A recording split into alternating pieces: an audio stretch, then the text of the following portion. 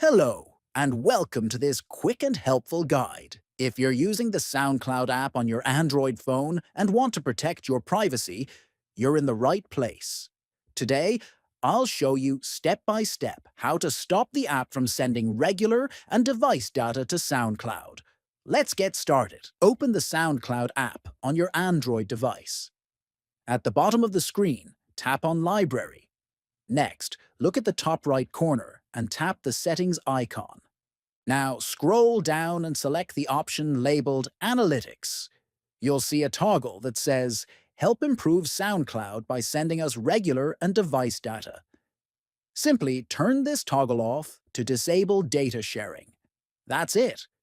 Your device will no longer send analytics and technical data to SoundCloud.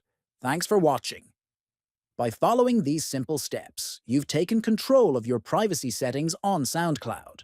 Don't forget to subscribe for more helpful tech tips and tutorials.